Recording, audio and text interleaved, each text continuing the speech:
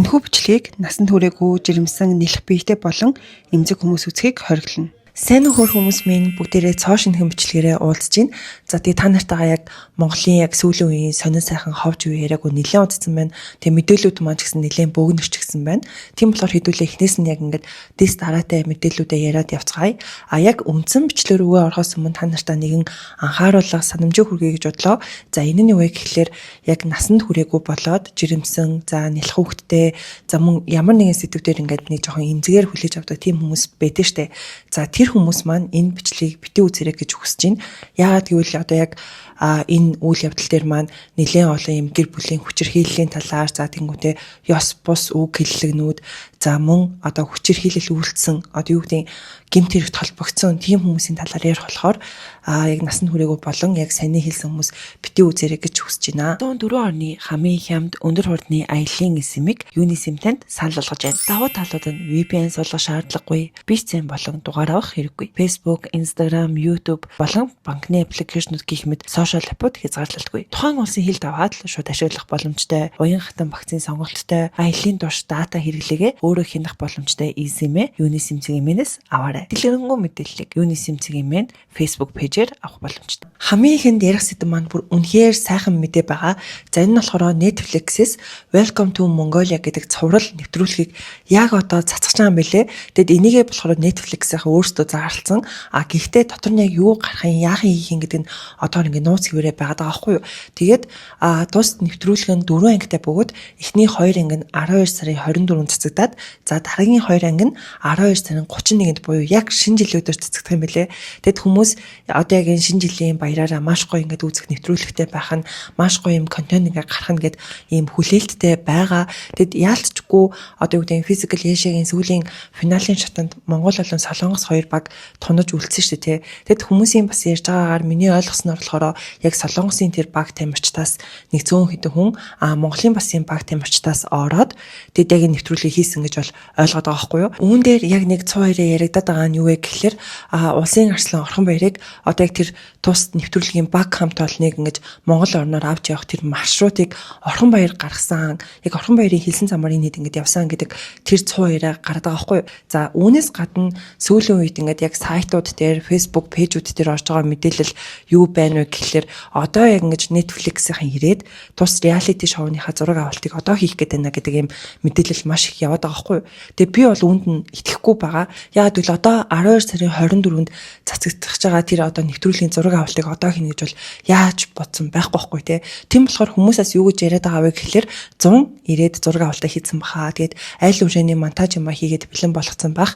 Тэгээд яг одоо ингэж цацгаж байна гэж яриад байгаа. Тэгээд юуц нэг иймэрхүү гоё мэдээлэл байна. Тэгээд хэдүүлээ үзэх юмтай байх нэ гэдэг дээрээ бол би маш их баярлж байна. Жихнээсэлтэй ингэж шинэ жилийг маш гоё үзэх юмтай өнгөрүүлэх нэ. Тэгээд хэдүүлээ бас ярих юмтай байх нэ гэж бодоод байна. Тэгээд юу ч гэсэн бичлэг бол хийн. Гэхдээ яг ямар хөө байдлаар бичлэгээ хийх үү гэдгээ бас бодож байна. Тэгээд та хэд маань намайг бичлэг хийгээсэй гэж бодож байгаа бол яг ямар хөө байдлаар хийгээсэй гэж бодож байна гэдгээ манайха комент хэсэгт үлдээгээрэй. Энэ мэдээллээс гадна Солонгосын жуулчид Монголд бас нэлээдгүй ирж байгаа нь бол харагдсан. Яг нүуний Чонжин болог дээр очсон бичлэг нээтрээ хийгээд за тэгснэ тэр бичлэгүүд нь цацагдаад ингээд маш олон хүмүүст хүрсэн нь бас харагдчихсан. За үүнээс гадна бас Австралийн тамирчин Эди Монголд ирсэн байлээ. Oh my god. Та хэд маань тэгж хүлээж авсан уу? Би бүр ингээд Эдиг ирсэн багт нь гэл яг тэгж хүлээж авсан. Тэгээд чаддаг бол болдог бол ингээд гадуур явж байгаа Эди тэнийг таарчихсан гэж утсан. Гэхдээ би нөгөө гэртээ хүүхдээ хараа суудаг учраас таарахгүй л ахalta. Юу ч нэг иймэрхүү сайхан мэдээлэлүүд байна.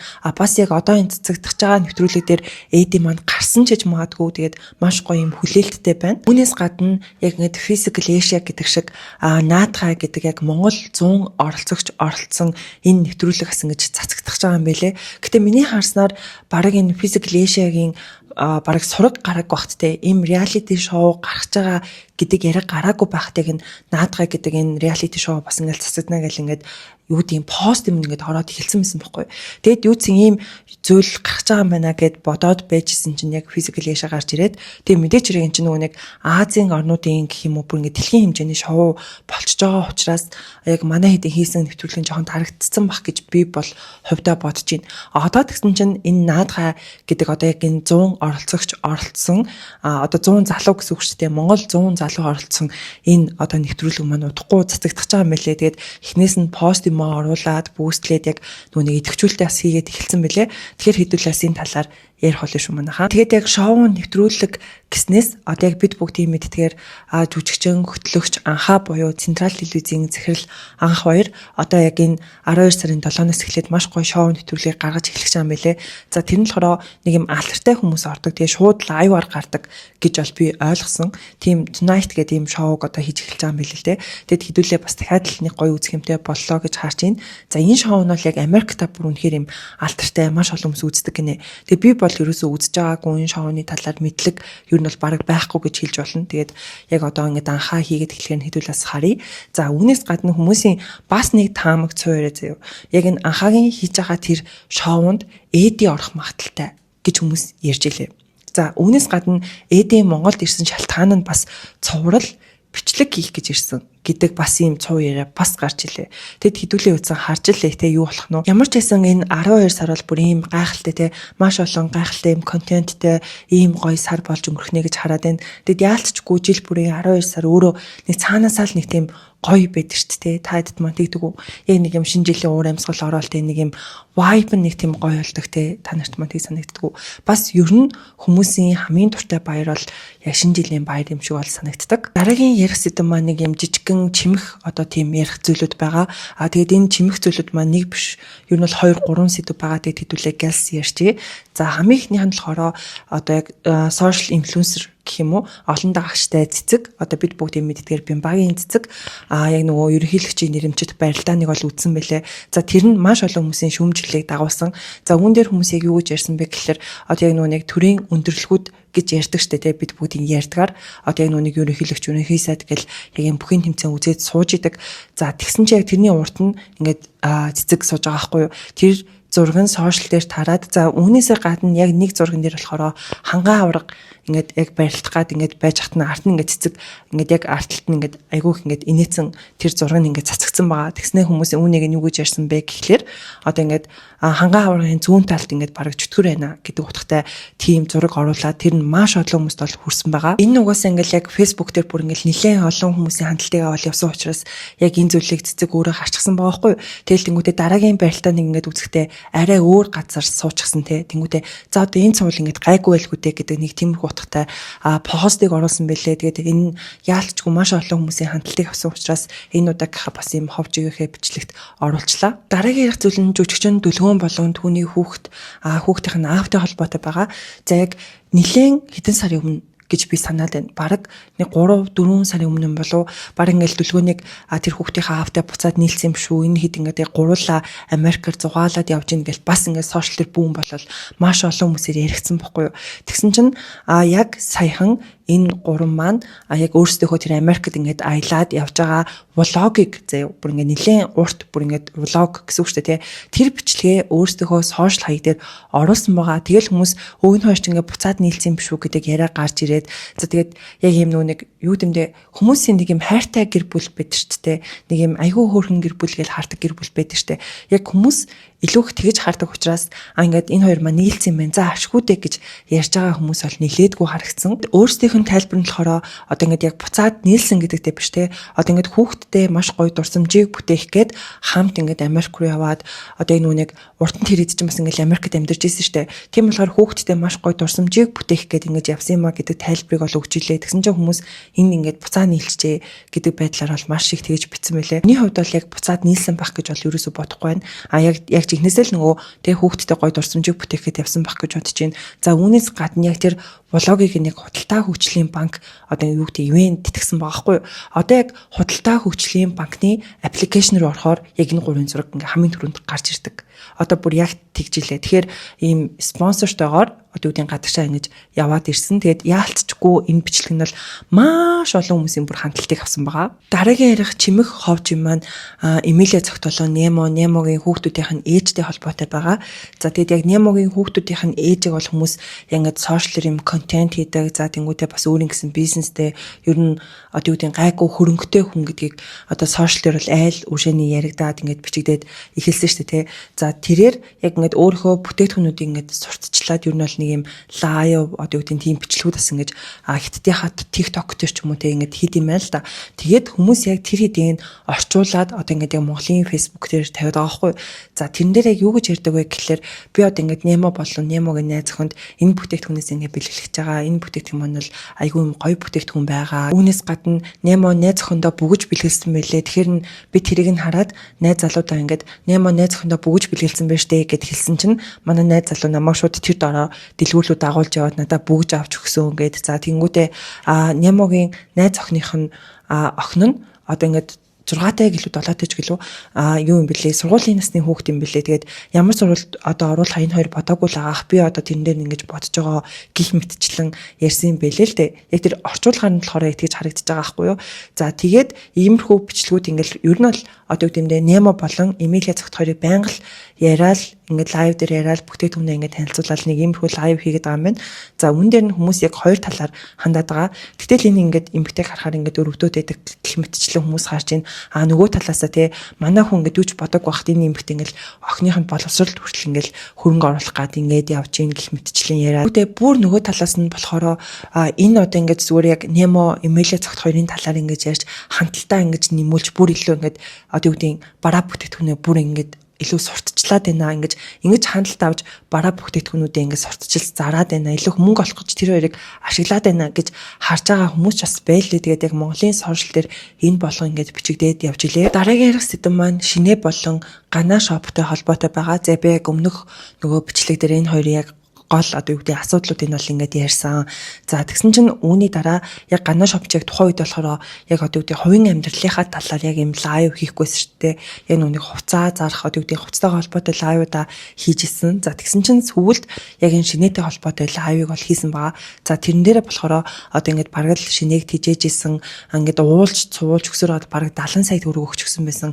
Намааг бол ингээд зоддог байсан. Би тэгээд уйлж дуулаад одоо юу гэдэг яг жирэмсэн байх хугацаа нэг хэцүү байсан учраас ингээд гуугаад буцаагаад ингээд авчирсан гэх мэтчлээ яриад. За тэр дуучин Бобогийн хувьд гэх юм бол бид хоёр ингээд эртний танилуд бараг юу гэлээ нэг үерхдэг байсан гэж хэлсэн баха. Би одоо ингээд ганц би юм чинь ер нь бол ингээд хүнтэй болцоод уулзаад тэгжиж яг гайгүй хүнээ сонгоно штэ гэх мэтчлэн ярьсан байлээ. Тэр шинэ болохоор Ганаг одоо ингээд шээс гэл дуудаад идэв штэ тий шээс Гана гэл яриад байдаг. За үүнийх нь тайлбар нь юу вэ гэхлээр ингээд би нэг удаа ингээд машинтай явж байгаад за тэнгуүдээ ингээд хүмүүс ингээд бийц гад ингээд хөгжил ингээд хэцүү бийц гадах юм бол юм саунд бийцчулт юм а гэдэг талаар нэг удаа ярьсан юм а. За тэрнээс болоод намайг шээс Гана гэдэг дуудаад байдаг болцсон. Түүнээс ч бол надаас ингээд амар шээс үнэртэд яваад байдаг зүйл бол биш ээ гэдэг талаар нэг тиймэрхүү тайлбарыг өгсөн байгаа байхгүй юу. За үүнээс гадна яг шинээг ингээд насын одоо юу гэдэг мэдгүй байж байгаад суудсан гинэ. Тэгээд суусныхаа дараа мэдсэн чинь 99 оны хүүхэд байсныг бүр дараа нь мэдсэн гэж бас ярьж байгаа байхгүй.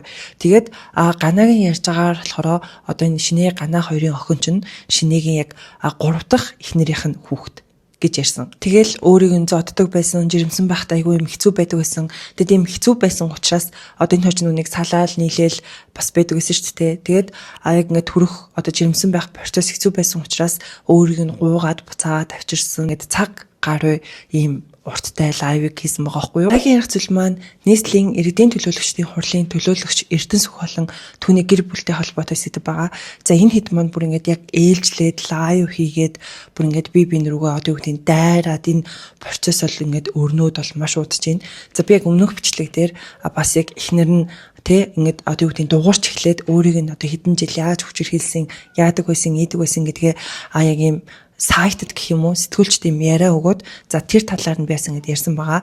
За түүний дараа болохоор яг нөхрийг нь одоо сар одоо ингээд юунд баривчилгаанд яваад 14 хоног тул гарч ирсэн байдаг. Тэгсэн чинь яг нэг удаа цагдаагийн газраас гарч ирсэн чинь гэтээ тэр нэг баривчилгаанд орчууд гарч ирсэн мүү эсвэл өөр тохиолдлоор цагдаагийн газар яваад гарч ирсэн мүү гэдгийг нь бол мэдэхгүй байна. Юу ч сан цагдаагийн газраас гарч ирсэн чинь нэгүн цэг эмээнийхэн очоод танаас ингээд яриахгүйсэн юм а та ингээд гэр бүлийн хүчрэл үйлсэн мүү яг одоо ингээд сошиалор бол энэ асуудал бүр ингээд маш олон хүмүүсийн анхаарлыг аваад ингээд явж байна гэд очдөг байхгүй юу. Тэгсэн чинь би ингээд өнөөдөр ерөөсөө юм сайт юмд ингээд яриа өгөхгүй над руу ингээд өглөөнөөс хойш ингээд сайтууд залгаж ин би яриа өмөргүй байна гэд хэлдэг. Тэгээд ялангуяа Монголын сэтгүүлчид угаасаа ингээд худалдагдсан айл үржээний ингээд худалдагдсан ингээд тодорхой байдгаа тийм болохоор яриа өгөхгүй гэж хэлдэг байхгүй. Тэгсэн чинь энэ ингээд шууд лайв явж байгаа ш тэгсэн чинь наа чи ингээд шууд лайв юм уу тэгвэл янз бүрийн юм нэг монтажлах янз бүрийн морохгүй юм биш үү те. Тэгвэл яг яриа өгөө гэд яг тэр яриагаа ингээд өгч хэлдэг байгаа. Тэр ярианда болохоор одоо ингээд их нэртэйгээ 20 гаруй жил ингээд танилж байгаа. Тэгээд бүр ингээд 20 гаруй жил ингээд хамт танилцаад одоо ингээд худлаа ингээд яриа өгч ингээд худлаа гүтгэж жаад бол үнэхээр их харамсаж байна гэдэг талаар ярьдаг. За тэнгуүдээ манай тэр их нэр чинь бол ингээд яг тэр одоо үүдийн яриа өгч байгаа шигэ тийм даруухан тийм төлөв тийм хүн бол биш штэ бас л одоо эвгүй штэ гэдэг байдлаар их нэрийг бол тэгж хэлдэг. За үүнээс гадна одоо нүг их нэрийнх нь ингээд нөгөө нэг зураг нь бол ингээд бүр ингээд таарад бүр бүүн болсон штэ тий. Тэр нь болохоор ингээд нүд нь ингээд хөрсөн тэнгуүдээ хамар энэ тэр ингээд болттой байсан нэг юм зураг байсан штэ. Тэгсэн чинь тэр зургийг болохоор хамарны хагалгаанд ороод гарч ирсэн зураг. Наа чин би ингээд уурлаад зодоод байсан юм байхгүй. Би бол ерөөсөө тэгж зоддог байгаагүй. Тэгээ тэр чинь ингээд хамарны хагалгаанд орсон ингээд тэнгуүтээ яг тэр ихнэр нь нэг тэр болт юмтайгаа ингээ байгаа хгүй юу гэсэн чи яг тэр Эрдэнэ сүх ингээ хажууд нь суусан хамт ингээ селфи хийсэн тэр зургуудаа хүртэл ингээ нотлох баримт олгож гэх юм уу тэгэж бас харуулсан. Тэгээд яг гэр бүлийн хүчирхийлэл үлддэггүй байсан бол яагаад ингээ саатуулагдаад ингээ баримтчилгаанд явсан юм бэ гэд сэтгүүлч нь асуусан чинь яг нэг хувийнх нь одоо ажлын гэх юм уу одоо яг хувийнх нь тийм одоо өөрийнх нь хариуцдаг нэг тийм юм одоо юу гэмдэ бизнес ч юм байдаг юм шиг байгаа. Яг тэнд нь гэдэг охин болохоор ингээд нүг ажлын байрнаас нь бахан сейфтэй мөнгө зөнгө одоо ингээд баах юм аваад ингээд яваад цуцсан гинэ. Тэгээд яг тэрийг нь цагдаад өгөөд тэгээд яг тэр охинтой юм хамсаатнууд бас байгаа гэж аахгүй. Тэгээд тэр хамсаатнуудынх нь нэг нь тэр ихнэр нэгсэн. Тэгээд яг энэ хэдэж ингээд цагдаад өгөөд баах юм алга болсон ингээд бөөн юм болж байгаад тэгсэн чинь яг тэр охин нь тэр нүг сэжигтэн гэж одоо юу гэмдэ бүртгэдээд шалгагдаж байгаа штэ тий. Тэд яг тэр үедээ болохоор ингээд мэдүүлэг өгөхөд надад нөлөөлсөн гэд Эрдэнэ сүхийг тэгж хэлээд тэрнээс нь болоод ийм баримтчилгаанд явсан юм ба гэж өөрөө тэрийг тайлбарлаж илээ. Түүнээс ш юурээс ингэж одоо юу гэмдэ ихнэрээ зоддог гэр бүлийн хүчирхийлэл үйлддэг байгаад ингэж баригдааг юмаа гэж бас ярьсан байгаа. За хорьсон шалтгааныг бол одоо хүмүүс энэ ихнэрээ ингэж зодоод чөлөө зайгүй хүчирхийлээд ийм юм болоод хорьсон гэж боддог баг. Ерөөсөө тийм зүйл байхгүй. За энэ яагаад намайг хорьсон бэ гэхээр энэтэй холбоотой манай ажлын нэг охин одоо А гэдгийн ариун тунгалаг гэдэг тэр охин маань манад ажилдаг байж байгаад 9 сарын 30-нд миний нэг ажилуулдаг нэг хувийн компани дээрээс нэг цэвтэй мөнгө зөнгө нилээ их юм алга болсон байдгийг. За тэрийг жингэлтэй дүүрэгт гомдол гаргаад шалгаад тэгээд ер нь бол нөхдүүдийг бас сэжигтнэр тогтоосон байдгийг. Тэгсэн чинь тэгээд мань хүн бол би ингээд мэдүүлэг өгөх гэсэн чинь надад нөлөөлсөн гэж ингэж худлаа яриад тэгээд би хоригдсон байдаг. Одоо бүр хүмүүс ингээд сонсвол ихнэрээ зодсноос болоогүй юм уу? Ихнэрээ зодсноос болж хоригдоогүй. Тэр чинь ерөөсөө шал өөр юм байгаад байгаа байхгүй юу? Мөн тэрээр ихнэрээ одоо ингэж өөрөө бизнес хийнгээд байраа 500 саяд барьцаанд тавиад за тэгээд яг 6 сард ингэ Солонгос яваад алга болсон. Тэгээд 9 сард ирсэн. За 9 сард ирэнгүүтээ ингэж өөрийг нь одоо ингэж гүтгэж одоо ингэж эхэлсэн. За үүнээс гадна яг нөгөө Солонгосоос ирчээд над руу 54 саяыг шилжүүлгээд ихнэр нь тэгээд згэнэ. Тэгээд яг тухайн үед ингэж нэхээдсэн болохоор нь одоо тэгэж нэхэхтэй бүр ингэж одоо юу гэдэг танаа энэ хурал руу ч орно ингэн тэгнэ гэдэг ингэж өөрийг сүрдүүлээд байсан гэж аахгүй. Тэгээд сүрдүүлээдсэн болохоор нь тэр 54 сая ингээд өөрлөө шилжүүлсэн тэр нотлох баримтууд ч гэсэн надад одоо ингээд байгаа. Би одоос ингээд яг зураг хөрөг бүх юм нотлох баримтууд аваад ингээд өөрөө ингээд аваад явж байна. Цагдаа бас ингээд өөрөө гомдол гаргаад явж байна гэд бас ярьдаг. Энэ чинь эхнэр нь надад одоо ингээд Монгол Ардын намаас ийм санал ирсэн. Тэгэд одоо удахгүй чамаа ингээд байхгүй болгоно. Зөвхөн надад телевиз сайтуудаа хараад хүлээгээд байж байгаараа гэх мэтчлэн ингээд сүрдүүлж эхэлсэн гэсэн. За үүнээс гадна яг түрүүний нөгөө ярьсанчлаа гэдэг охиноос олоод ингээд 14 хоног баримтчилгаа явсан гэсэн шүү дээ. Тэгээд явчаад гараад ирсэн чинь тавилгатай байрыг нь зарцсан. За тэнгуүтээ өөрийнх нь нэр дээр байдаг дугааруудыг нь зарцсан. За тэнгуүтээ машиныг нь өөрийнхөө нэр дээр ихнэр нь шилжүүлээд авсан байсан гэдэг зүйлийг бас ярьдаг. Мөн тэрээр улс төрийн ийм сенсацийг дарах гад өөрийг нь одоо ингэж гүтгэж ингэж яриад байна гэдэг зүйлийг ярьдаг байхгүй. Сенсацаар дарах гад намайг ингэж гүтгээд байна гэд. За тэгсэн чинь сэтгүүлч нөгөө нэг угуулц цэцгийн талаар асуудаг. За үүнд нь болохоор ихнэр нь яг нөгөө 6 сар Солонгос яваад 9 сард ирсэн гэсэн шүү дээ. Яг тэр хооронд бол хоёр багыгаа би өөрөө хардаг байсан. Тэгээд яалтчгүй ийм их ачаалттай үед одоо ажил ихтэй үед бол хүүхдүүдэд харуулдаг байсан гэдгийг яриад тэнгуүтээ эхнэрийнх нь одоо ингэж одоо юу гэдэг ингэж өөрлөнд дайрж байгаа энэ бүтгэж байгаа зүйл бол ингээд анхных биш урд нь ингээд янз бүрийн группээр янз бүрийн ингээд хүүхнүүдтэй ингэж холбож постууд оруулдаг байсан. Тэгээд тэр хэд нь хандлт авдаг учраас бүр ингээд нэг жүжигчин гэсэн нэг эмэгтэйг хүртэл пост оруулж исэн гинэ. Манай ингээд хамаатны энэ хүүхнийг ингэж зоддог байсан юм байна, ингэдэг байсан юм байна гэд бас ийм пост оруулж исэн. Тэр нас нэг их хандлт аваагүй. Тэгэд эцэстээ ийм сайт дээр ийм ярилцлага өгж ингэж одоо олон нийтэд бүр ингэж бүүн болж гарч ирсэн ингэж бас хэлсэн. Тэр нь яг тэр ярилцлага болохоор Будрагчаа гэдэг нөгөө сэтгүүлчтэй ингэж ярилцаад тэр сэтгүүлчд одоо ингэж одоо юу гэдэг яриа өгсөн байсан шүү дээ тий. Тэгсэн чинь яг тэр Будрагчаа гэдэг сэтгүүлч бол ингэж ямар ч ёс зүйгүй миний ингэж өндөр настай аав ээж ингэж нэрийг хэлээд зургуудыг гаргаад ийм ёс зүйгүй хандсан. Тэгээд өөрөө үнэн мөнийг мэдгүй байж намайг бас ингэж одоо гүтгэж олон нийтэд ингэж зарлсан. Тийм болохоор би одоо Будрагчааг бас ингэж шүүхэд өгсөн байгаа гэдгийг бас өөрөө хэлсэн. Тэгсэн чинь Будрагчаанд бас яг нэг юм бичлэг оруулсан байгаа байхгүй юу? Нэг 2 минутын урттай. За тэр бичлэг дээр нь болохоор одоо ингэж энэ бол угаас ингэж ярах чинь штэ эхнэрээ бүр ингэж олон жил ингэж зодож ингэж зовоодог байсан. За тэгснээ өөрийг нь цагдаа дээр дуудсан гинэ. За цагдаа дээр гомдол гаргасан хүн болохоор Эрдэнэсүх өөрөө биш одоо нөгөө Эрдэнэсүхийн аав буюу бишээ гэдэг хүн одоо ингэж цагдаа дээр гомдол гаргасан байлээ. Тэгээд над руу ингэж цагдаа ингэж залгасан гэдгийг хэлээд одоо ийм хүмүүс чинь те ингэж уучлалт гуйгаад те одоо эхнэрээ хүүхдээс уучлалт гуйгаад ингэж явахын оронд яг одоо иймэрхүү аргаар ингэж тэр асуудлаа шийдэх гэж ингэж оролддгоо. Уул нь бол ингэж уучлалт гуйгаад арай өөрөөр явах хэрэгтэй бидтэй гэдэг одоо зүйлийг яриад за тэнгуүтээ угаасаа би ингэж худлаа яриаггүй зөндөө олон нотлох баримтууд байгаа. Тийм болохоор одоо ингэж цагдаа дээр байгаа тэр хэрэг бол угаасаа хаагдана. Гэхдээ зүгээр ингэ миний ажлын нэг өдрийг л халаад хайчдаг байхгүй юу гэд нэг тийм бичлэг бас оруулсан байлээ. Тэгсэн чинь энэ бүгдийн дараа эхнэр нь өөрийнхөө өмгөөлөгчтэй нийлээд хэвлэлийн баг хурал хийсэн байгаа. За тус баг хурал нэг юм 30-аад минут л үргэлжилсэн юм шиг байгаа. Яг тэр бичлэгээс нь харахад за үүн дээр яг гол юмнуудыг юу гэж ярьдаг вэ гэхэлэр одоо өөрийнх нь нэрдээд байсан байрыг бас том хүүгийнх нь нэрдээр байсан байрыг барьцаан тавиулаад юм зээл ахуулсан гэдэг зүйлийг ярьдаг байхгүй. Тэгээд зээл ахуулаад 500 сая төгрөгийг ахуулаад тэр мөнгөөр яг юу хийн гэж ярьсан бэ гэхэлэр одоо яг тухайн ажиллаж исэн дүүрэгтэй өрхийн имлэг бариулах тендерт оролцох гээд тэр мөнгийг ингэж ахуулсан байдаг. За тэнгуүтээ үүнийхэн дараа болохоор одоо нүг 3 дахь этгээд буюу уутай нийлээд юу нь бол ингээд гэр бүлийн гадуур харилцаа үүсгээд за тэгээд яг хүүхдүүдтэй нь өөрийг нь ингэж гэрээсээ ингэж хөөсөн гэдэг зүйлийг бол ярьдаг. Тэгээ одоо бид нэр ингээд энэ олуулаа тэг ингээд айл ингээ бараадад байх нь ингээ биднэрт ингээ хэцүү байна гэдэг зүйл ингээ дуурч гарч ирсэн. Гэсэн чинь өмгөөлөгч нь яг энэ тал дээр бас дуурайад одоо ингээ Эрдэнэсүхийг гэр бүлийн хүчирхийлэл үйлцэн гэдэг нь ингээ нотлох баримтуудаар тогтоогдоод 30 хоног баривчлаганд явсан ч гэсэн 14 хоноод ингээ гараад ирсэн.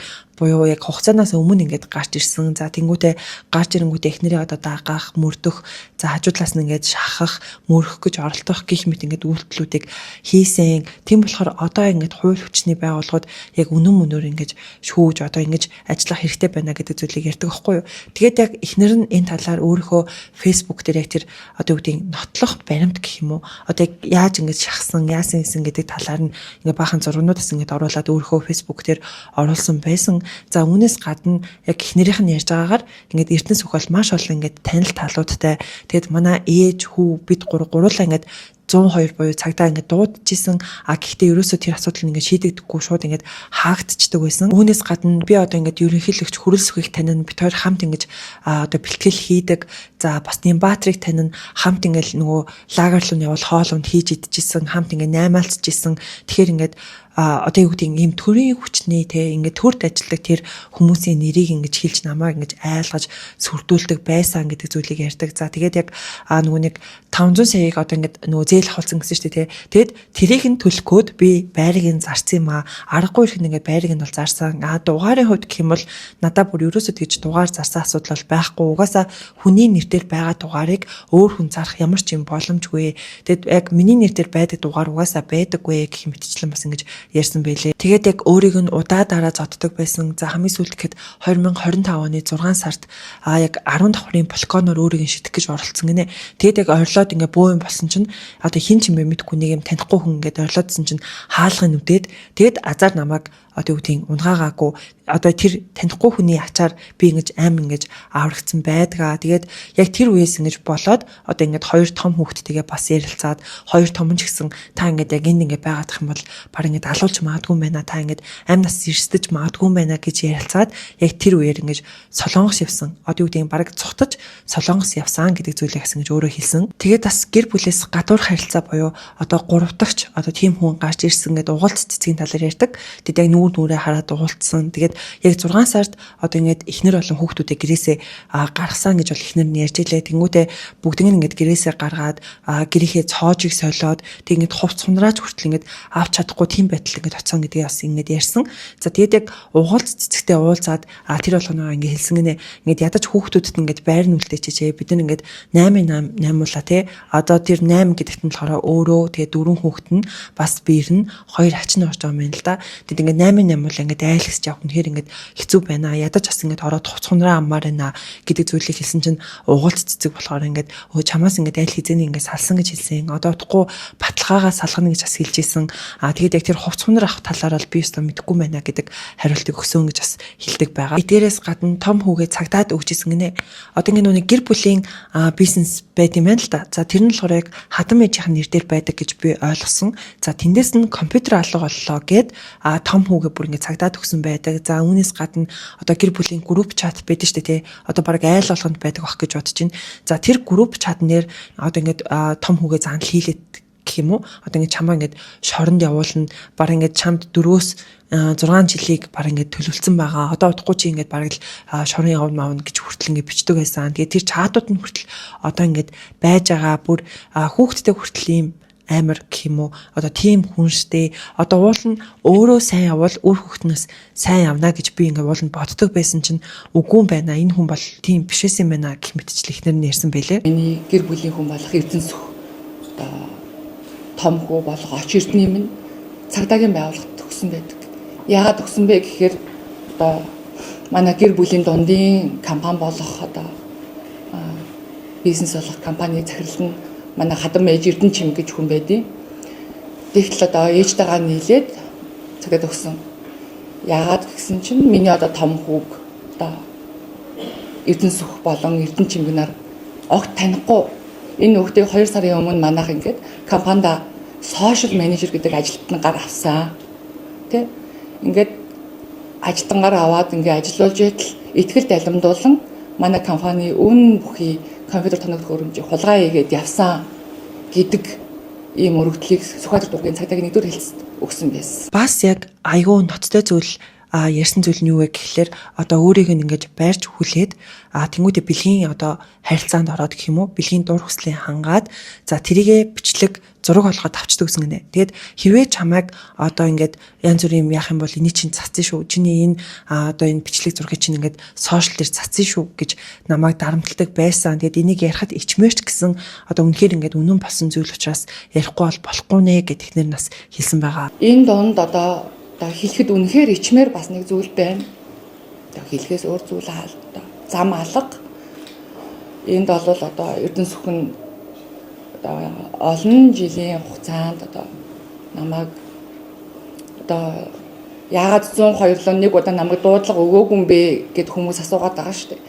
Энэ бол цаанаа бас их олон учруудаа бас байна. Энэ донд одоо намайг хүлж одоо бэлгийн дур хүслээ ёс бусаар хангах, тэ зураг, бичлэг хийх, түүнийгээ олон нийтийн сүлжээнд одоо тавина гэж сүрдүүлдэг байсан. Энэ асуудал дээр мэдээж хэрэг угуулц цэцэгээс өөрийнхөө байр суурийг илэрхийлээд пост бичиж гарч ирсэн.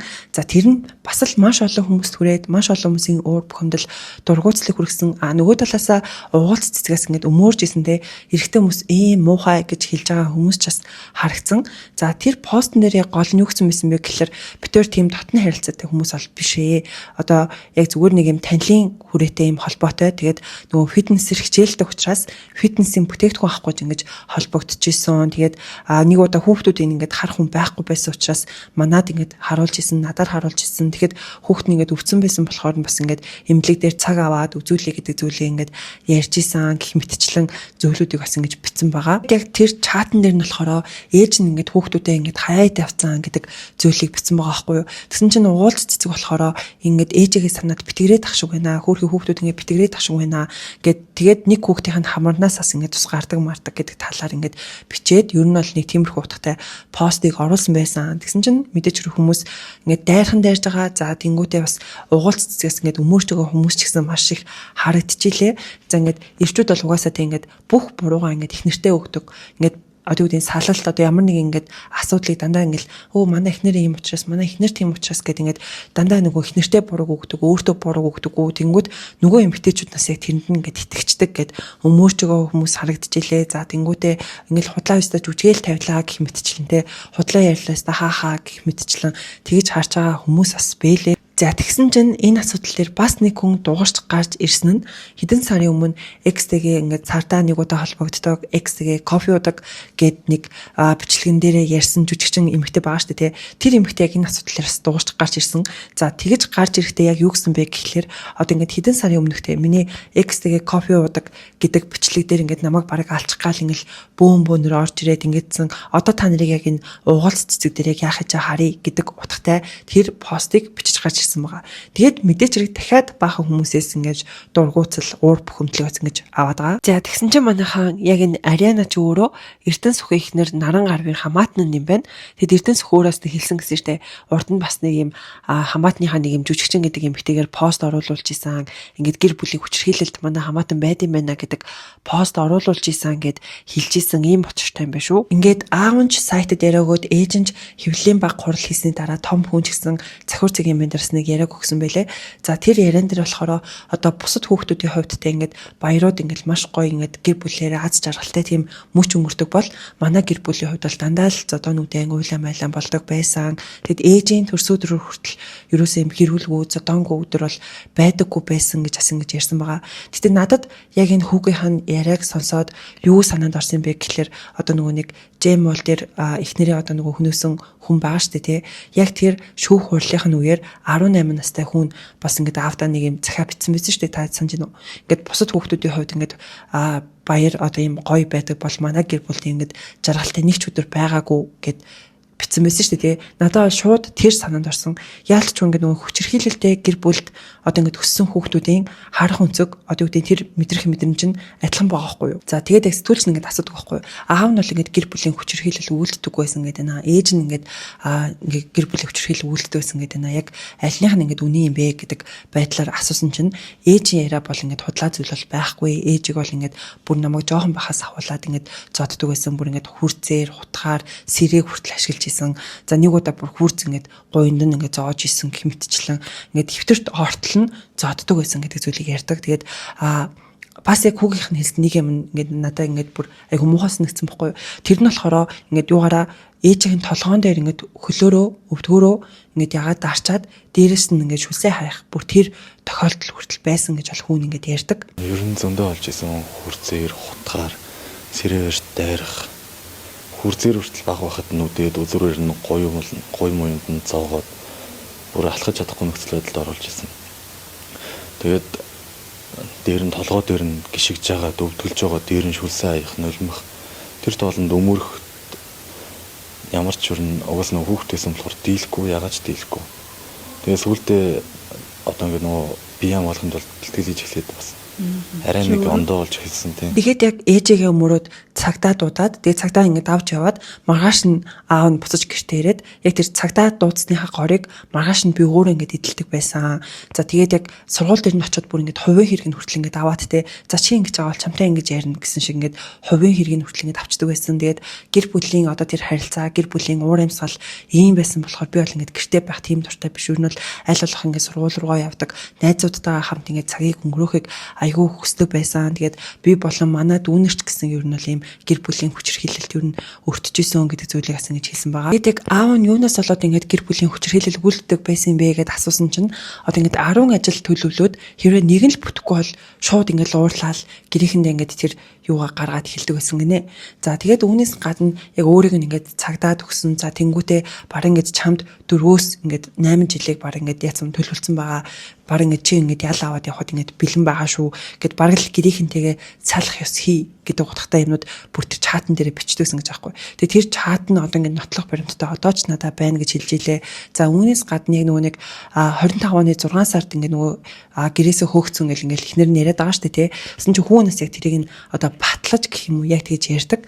За нэг удаа ингээд ингээд одоо өөрөө байр аавна гэд мөнгө ингээ хадгалж ийсэн гинэ. Тэгсэн чинь аав нь чи хадгалж байгаа мөнгө ингээ надаа ингээ зээлчээж гээд тэгсэн чинь үгүй би ингээ зээлэхгүй гэсэн чинь би яг чамд ингээ маргааш өгчөө гэд ингээ бүр ингээ шавдуулаад гуугаадсан гэж аахгүй. Тэгэхээр нь зээлээд тэгээд яг маргааш нь одоо ингээд яг эхнэр нь 2 дахь хүүхдэд төрүүлэх гээд ингээд гизэн маш том болсон жирэмсэн байсан байна л та. Тэгээд яг эхний том нь ингээд өвдчихсөн.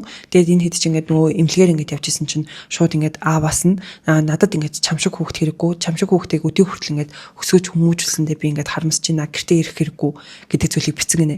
Тэгээд бүр ингээд шоконд ороод бүр тухайд ингээд үнэхээр юу болсныг ойлгоогүй гэж байгаа байхгүй. Тэгээд гэртээ очсон чинь аль үжэний цоожоос солиод бараг 3 давхар өөр хамгаалт бараг хийцэн байсан гэсэн баха. Тэгээд цоожоо солиод тэгээд гэртээ оруулаагүй. Тэгээд ер нь бол тэр үеэс эхлээд одоо юу гэдгийг гэртээ орч чадаагүй одоо хөөгцөн гэх юм уу та тий.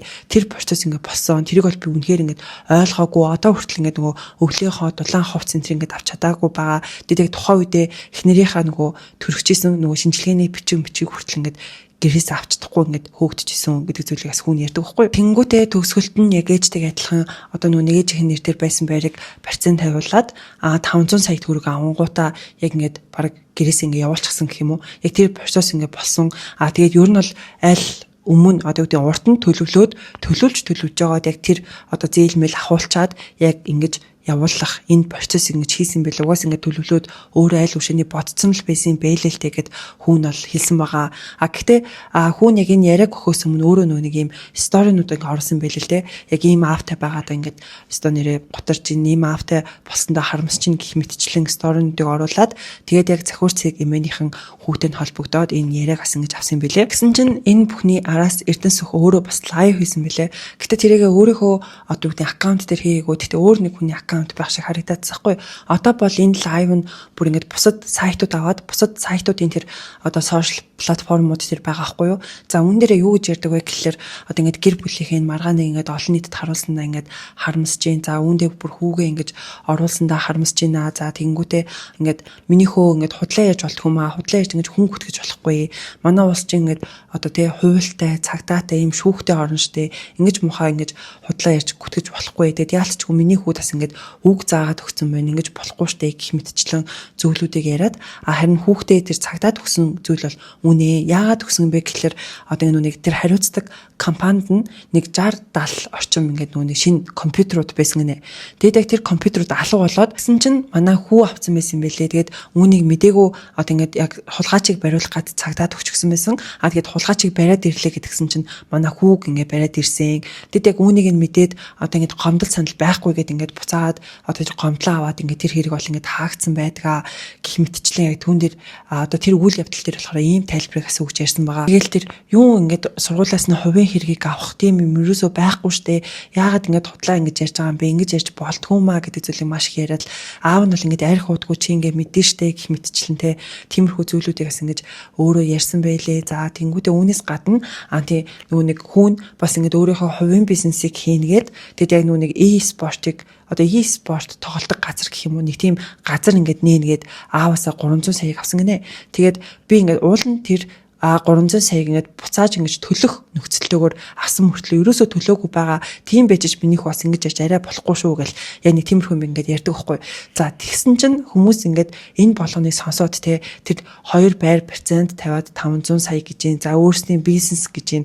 За 60 70 шинэ компьютер за тэнгуүтээ бүр хүүхдтэй 300 сая гэж юм. За эхнэрлүүгээ 54 сая шууд ингээд шилжүүлдэг юм байна ч гэдэг юм уу те. Энэ болгоноос нь хүмүүс хараад эн чинь ингээд төрд ажилтдаг хүнтэй. Тэгэл энэ нэг хэмжээний мөнгө ингэж яригдчих штэ. Тэгэхээр эдний гэр бүлийг тэр чигтэн шалгах хэрэгтэй юм шүү гэдэг хүмүүсээс бүр ингэж маш их гарч ирээд байгаа. Одоо угаасаа яг Монгол улсад ингэж төртэй холбоотой те ийм зүйлүүд тэр хүмүүс айгүй юм дургу ингээд байдаг болцсон шүү дээ. Улс төрч гэхээр хүмүүс нийл тийм дургу тий. Яг тэр байгаа нэг харагддаг шүү дээ. Намайг ямар сандаа нэг физикал яшагийн юу хийсэн шүү дээ. Бичлэгүүдийг ингээд хийсэн чинь одоо нэг ерөнхийлөгч ингээд уурж уулзлаа гэж нэг тиймэрхүү бичлэг хийсэн чинь нэг хүн бүр биччихсэн байхгүй. Наад хийдэ ингээд төрөөс хоол бай гэд хэлээд өгөөч гэд бүр тийм комент хүртлээсэн хүмүүс тэр хэмжээний одоо ингээд одоо юу гэдэг арт иргэдийнхаа одоо тэр ийм болох нөхцөлийг нь өөрсдөө тавьчихсан байгаа байхгүй тий. Тэгээд яг энэ Эрдэнэ сүх гэдэг хүний хувьд гэх юм бол зүгээр нэг одоо юу гэдэг жирийн иргэн биш одоо тий улс төрд нөлөө бүхий тий нийслэлийн иргэдийн төлөөлөгчдийн хурлын төлөөлөгч хүн байгаа даахгүй. Тийм болохоор хүмүүс энэ дээр бас илүү сериусны хандаад байгаа юм шиг надад санагдсан. Тэнгүүтээ лайвныхаа төгсгөлд одоо ингээд салаад олон сар болсныхоо дараа одоо ингэж намайг гүтгэж ингэж гарч ирж байгаад нь бол үнэхээр харамсаж байна гэд. За тэнгүүтээ манай нэхнэр чинь ийм та бүгдийг харсан шиг тэр бичлэг дээр байгаа шиг юм даруй төлөв хүн бол биш ээ гингүүтээ нэг юм voice-ыг сонсодог байхгүй. За тэр voice дээр болохоор яг энэ хоёр ингээ уцаар ярьж байгаа юм шиг байна. Хаана явж байгаа юм бэ ингээд ярилцъя гэд өөрөө ингээд хэлдэг. Тэгсэн чи ихнэр нь битгийш гэлтэнгүүтээ чамайг одоос та аална. Одоо би өстө хэн болохоо харуулна муу ил минь пэмин гэх мэтчил ингээл ян зүрийн хараалыг хэлж байгаа. Ингээд айгүйх уурлаж бухимдсан байгаа нь харагдсан нэг тийм voice байгаа байхгүй юу. Тэгээд яг тэрийг цацаад лайв авал дуусгадаг. Тэгээд тэр voice нь ч гэсэн ингэж катлагдаад аль үшээний сошиал төр ингээд цацагдаад маш олон хүмүүсийн бас ингэж хандлтыг авсан харагдчихсэн. Тэгэл үүн дээр хүмүүс болохоор ингээд гендэж байгаа юм шүү, гондож байгаа юм шүү гэх мэтчлээ харж илээ. Тэнгүүтээ ингээд энэ их доромжлын араас эмэгтэй хүн угаасаа ингэж уурлахгүй яах юм ч гэж харж байгаа хүмүүс бас бэлээ. Дараагийн ярих зүйл маань мөнх хот талын дуурхай өмч хоёрын асуудал байгаа. За энэ хоёрын асуудал бүр ингээд удахгүй дуусгах нэ гэсэн чинь бүр ингээд яахан шийдэхгүй яваад л байгаа. За яагаад вэ гэсэн чинь дуурхай өмч өөрөө яг нөгөө Нидерландд байхдаа за би ингээд 97 оногт Монголд очино. Тэгээд яг хоёлаа уулзъя, мэтгэлзье. За тэгээд асуудлаа шийдэх тэгэхгүй болохоор энэ их хэл амын одоо ингээд залхаад байна. Энэ их хэл амнаас юу н залхаад ингээд хэцүү байна гэдэг нэг бичлэг хийсэн шүү дээ. Тэрнээсээ хоошоо ер нь бол ингээд сошиал дээр юу ч тавиагүй ингээд тагчиг болчихсон.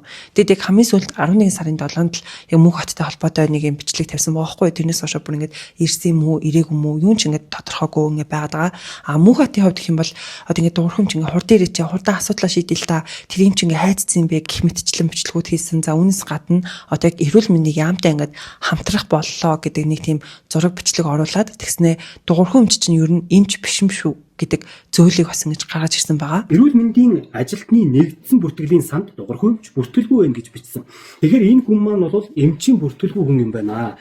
Гэтэл одоо энэ миний асуусан асуултын дөрөвдүгээр асуултын хариултан дээр маш ноцтой юмнууд байгаа. Эмч дуурхай ая доктор ХХК эрүүл мэндийг дэмжих сангаас 2 удаагийн сангуулчлалтыг олгож төсөл хөтөлбөр хэрэгжүүлсэн байна. Үүнд нэгдүгээрт эрүүл мэндийг дэмжих сангийн 2021 оны 2 дугаар тушаалаар ая доктор брендинг ая ток шоунд 13 сая төгрөгийг олгосон байна. Хоёрдугаарт эрүүл мэндийг дэмжих сангийн 2022 оны 1-р тушаалаар ая доктор брендинг ая ток шоунд 278 сая 800 мянган төгрөгийн санхүүжилтыг тус олгосон байна гэж эрүүл мэндийн яамнаас ирүүлсэн байна. Мөн тэрээр дуурхай өмчтэй холбоотой урд өмнө одоо сайтуудад нийтлэгдэжсэн мэдээллүүдийг гаргаж ирж тавьсан байгаа.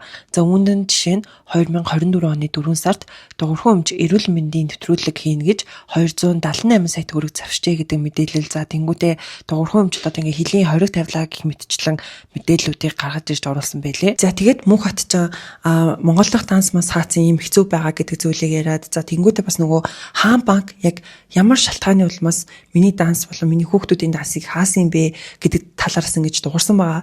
За үүн дээрээ болохоор яг хаанаас одоо юм одоо юу гэдэг мэдээч юм даалгавар авч хаан банк ингээд дансыг хаасан байгаа ч тийм тэр даалгавар яг хаанаас хинээс авсан юм бэ гэдэг зүйлээр ингэж маш их дуурсан байгаа. Учир нь гэвэл яг тейлерээс нь асууад болохгүй тэгээд ингээд нүуний бүр хуульч эрхцүүчээс нь ингээд асуугаад тэгээд тэр хүн ч гэсэн ингээд яг тодорхой хариулт өгөөгүй гэдэг зүйлийг бас өөрийнхөө сошиалээс ингэж хэлсэн. Тэгээд яг Монгол дахь данс маань ингээд хаагдсан, Монгол дахь ажил маань иймэрхүү байна. Үүнээс гадна би ч бас хятадд ингээд өөрөө ажилтай хүн тэгээд урагшаа явж ингээд ажиллаа хиймээр байна. Гэтэл энд ингээд одоо уягдаад ингээд явж чадахгүй байна гэдэг зүйлийг ярьдаг.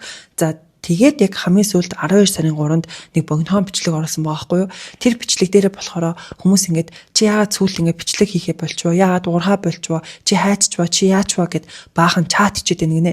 Тэгээд нүунийг шүүхийнхаа захирамжийн дагуу бол яг энэ асуудлаар олон нийтийн зүйлжэн дээр нөгөө ингээд юм ярьж болохгүй гэдэг одоо зүйл заалт ингээд байгаа шүү дээ. Тийм болохоор би ингээд ярихгүй байгаа шүү. Хэрвээ таад мань мэдмээр байвал миний утас руу залгаарай гэж хэлж илээ. За үүнээс гадна одоо яг нүунийг энэмэний хохирогч гээд хүмүүстэйгээ уулзалтаа хийгээд тэр хүмүүс одоо юу гэдэг цуглуулад гэх юм уу.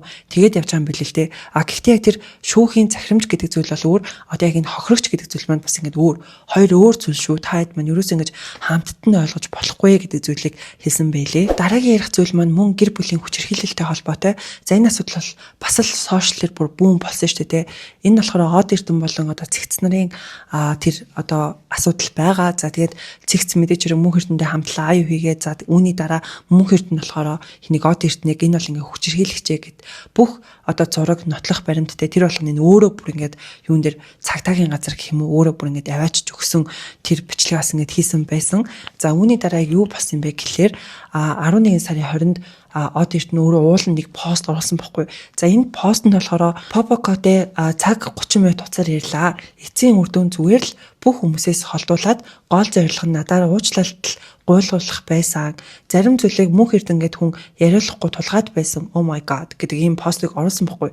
За энэ бол мэдээж хэрэг хүмүүсийн одоо нүунийг бодлыг бол өөрчилсөн. Яагаад өөрчилсөн бэ гэхэлэр хүмүүс одоо яг нүуний цэгцгийг тэгээ одоо зүгээр ингээд нөхрөөрөө уучлалт гуйлуулах гад нөхрөөсөө ингээд одоо юу гэдэг бус хүмүүсээс ингээд холдуулж зүгээр өөртөө нүуний юм анхаарал авах гад ингээд одоо маадгүй сошиал дээр дуурсан гэж хүмүүс хараад тэнгуүдээ энэ хоёр манд буцаад нийлчлээ гэдэг маш юм хүлээлттэй байсан байхгүй юу. Ер нь л за тэгсэн чинь цэгц яг тэр өдөр буюу 11 сарын 20-нд Захиур цэг хэмээн дээр өгсөн ярилцлага одоо өөрийнхөө аккаунт дээр ингэж шеэрлсэн байдаг. За тэр ярилцлага нь болохоор яг өмнөх нүуний лайвууд дээр ярьжсэн те өөрийг нь хэрхэн зоддог байсан. За тэнгуүд яг төрснийхэн дараа яаж ингэж хайр халамж үзүүлдэггүй те одоо ингэж өөрийг нь бүр хулгайн бов орсон юм шүү гэж хэлжсэн. За тэнгуүтээ хүүхдээ ингээд уйлахаар наад нэг юм дугаа олгооч гих мэтчлэн ингээд хэлжсэн гэдэг зүйлүүдийг ярьдаг. За бас өөрийг нь араар одоо хэрхэн тавьдаг байсан бэ гэдэг зүйлүүдээ дахин одоо юу гэдэг яг ярилцлага байдлаар Захиур цэг хэмээн дээр бол ярьсан байгаа. За тэгсэн чинь үүнийхэн дараа 11 сарын 28-нд за энэ хоёрын шүүх хурал болоод за тус шүүхээр од эрдэнэг эхнэрийнхээ биед хаалтаж цус хуралд зулгараалт гэмтэл үүсгэж бусдын биед хаалтаж гэм буруутай зөрчлийн тухай хуулийн 5-ын 4-р зүйлийн 4-ийн 1 дэх заалтанд заасан зөрчлийн шинжтэй үйлдэл үйлдсэн гэж үзээд 25 хоног баривчлах 40 цагийн албатан сургалтанд суух шийтгэлийг оногдууллаа гэдэг одоо энэ постыг цэгц өөрийнхөө яг фэйсбુક дээр бол тавьсан байгаа. Тэгээд одоо л ингээд од эрдэнэ бол ингээд яг баривчлагдаад ингээд явчихсан байгаа юм билэ. Энэ асуудлын дараагаар дахиад фэйсбુક дээр ингээд нөхрөн зоддгоо гэд нэг юм контент хийдэг эмэгтэй бас одоо юу гэдгийг дугаарч хэлсэн. За тэгсэн чинь нөхөр нь бол дуучин юм билээ. Тэгэл яг өөрийг нь ингээд зодсон ингээд одоо биеийн хэсгийг хөхрүүлсэн те тэр зургуудыг тавиад одоо ингээд өөрөөсөө ич мэтчлэн те ингээд гэр бүлийн хүчирхийлэл ингээд үйлддэг байсан гэдэг зураг хөрөг одоо тэр постыг бас ингээд тавиад маш олон хүмүүс ингээд бас анхаарлыг авсан. Тэгэл хүмүүс одоо энэ эмэгтэйчүүд чи яад ингээд аараасаа гарч ирээд ураад байгаа юм бэ гэх мэтчлэнтэй нэг иймэрхүү өгүүл явдлууд бол яг одоо Монголын сошиал дээр болоод байна. За тэгээд үүнийхэн дагуу яг энэ 7 хоногт сая улсын хурлын чуулганаар гэр бүлийн хүчирхийллийн эсрэг хуулийг бол ингээд хилэлцсэн юм байлээ. Тэгээд яг эцсийн үр дүн нь яг юу гарсан бэ гэдгийг одоогоор би мэдэхгүй байна. Дүүцэн дараагийн бичлэг дээр мэдээд энэ талаараас ярих гэж бодож байна. Дараагийн сэдэв маань маш хүнд ноцтой ийм сэдэв байгаа. Тэгээд дөнгөж өнөөдөрхөн буюу 12 сарын 5-нд цацагдсан ийм асуудал байгаа хгүй юу. Тэгээд энэ асуудлыг хараад маш их сэтгэл эмзэглэж илаа. За энэ асуудал нь юу вэ гэхэлэр Америкийн нэгдсэн улсад одоо суралцж явах хугацаанд гадаад иргэнийг одоо ингэж хүчинцэн гэдэг асуудлаар Монгол залуу яг одоо баривчлагдаад бараг 25 жил орчмын ял авах ийм асуудал одоо үүсэж байгаа. Үүнд нь Монгол улсын иргэн бэлгүн Томоожийн альтернатив сургуулийг 2021 онд төгсөж 2023 онд Америк нэгдсэн улсын Корнель их сургуульд 100% тэтгэлгээр одоо ингэ суралцаж эхэлжээ гэдэг мэдээлэл бол байгаа. За үүнийхээ дараа болохоор яг энэ нэг хүний пост байгаа байхгүй юу? Би бол энэ хүний посттэй бүр үнэхээр санал нийлж байгаа. Тэгээд энийгээ та нартай уншиж хүргэе. За энэ болохоор яг хишиг төгс гэдэг энэ хүн постлсан байгаа. За үүндээ болохоор согтуу тасарсан эмэгтэй хүнтэй унтах нь хамгийн хүнд хэлбэрийн хүчингийн гэмт хэрэгт тооцогддог. Монголд согтуу тасарсан эмэгтэйтэй унтах нь маш түгээмэл бөгөөд хүн ёсонд нийцэхгүй энэ балмад явдал 10 жилийн хүүхдүүдээс ахуулаад баар шоу, ажлын алба гэд хаа сайгүй байдаг. Энэ сурсан соёлоор Америкт оюутан болж очоод адил зүйл хийж улмаар яг одоо 25 жилийн хоригдуулах ахад хүрээд буй харамсалтай явдал тохиогод байна. Америкийн нэгдсэн улсын шүүхээс гаргасан албан тайлбарыг хэсэгчлэн орчуул өгнө. 2024 оны 9 сарын 1-ний өдөр Корнелл Университетийн кампус дээр байрлах оюутны байрны өрөөнд нэгэн оюутан биеийн хувьд хөдөлгөөнгүй ухамсаргүй байдалд байхад нь түүнтэй бэлгийн харьцаанд орсон гэж прокурорууд мэдгдсэн. Энэ үед бэлгүүн инх баяр нь охины өрөөнд зөвшөөрлгүйгээр орж хүчинсэн. Энэ хэрэг болсон өдрөөс хойш 12 хоногийн дараа бэлгүүнийг баривчилсан. Жилийн дараагаас буюу 2025 оны 11 сарын 17-наас эхлэн шүүх хурлын ажиллагаа эхэлсэн бөгөөд за 2025 оны 11 сарын 24-нд шүүх бэлгүүнийг хамгийн хүнд хэлбэрийн хүчээр хийлэл ба за хүний эзэмшилд зөвшөөрлөгөө халдах гэсэн гэмт хэрэгүүдээр буруутай гэж шийтгэгдэж байна. Тэгэд яг одоогоор болохоор эцсийн ингээд одоо ялыг гэх юм уу оноогоогүй байгаад байгаа. Тэгээд эцсийн ялыг болохоор 2026 оны 2 сарын 24-ний өдөр яг хамгийн эцсийн тэр шийдвэр нь бол гарах юм байл л дээ. Тэгээд яг уг асуудал нь яг энэ Америкийн яг тус мужид бол бүр ингээд маш юм хатуу хуйлтай байдаг гэж байгаа хгүй. Тэгээд одоо багада яг иймэрхүү одоо гэмт хэрэг иймэрхүү ялан болохоор 5-аас 25 хүртэлх жилийн бүр ийм ялтай байдаг гинэ. Тэгэд ийм аимшигтай одоо ийм хэрэг болсон гэж гарсан байна. Миний бодлоор яг энэ кейс бол бүр ингээд маш олон залуучуудад ингээд одоо юу гэдэг сургамж болох байх гэж би бол хараад байгаа. Тэгэд энэ бол одоо ингээд яг Монголын сошиалэр бүр бүүн болоод өнөөдөр бол ингээд бүр цэцэгдаал шууд маш их хэрчээг бол баг хүн болго мэдэх үз ийм асуудал болж хувирж байгаа байхгүй юу. Тэгэд энэ хүүхдийн хувьд гэх юм бол өөрөө угаасаа ингээд сохтуу эсвэл яг ийм хар тамхи хэрэгэлсэн ч юм уу те ер нь бол өөрөө юм мансуурсан байсан гэж хүмүүс яриад байгаа. Яг тэр охины өрөө рүү орохдоо болохоор өөрөө ингээд яг одоо эрүүл хүн бол ингээд зүг зүгээр алхах штэ тэгээ өөрөө л ингээд гуйваад ингээд алхаж исэн гэж аахгүй.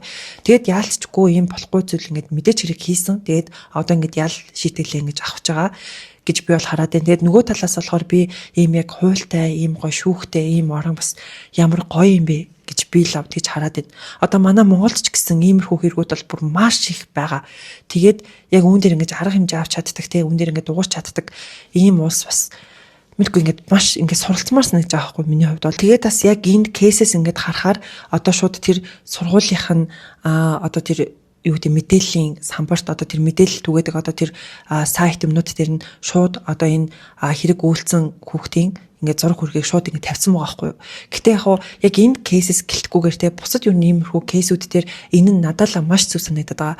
Яагаад гэвэл сүүлд одоо ингээд 16 настай охины хэрэг гэл бүр бөөн юм боллоо штэ те.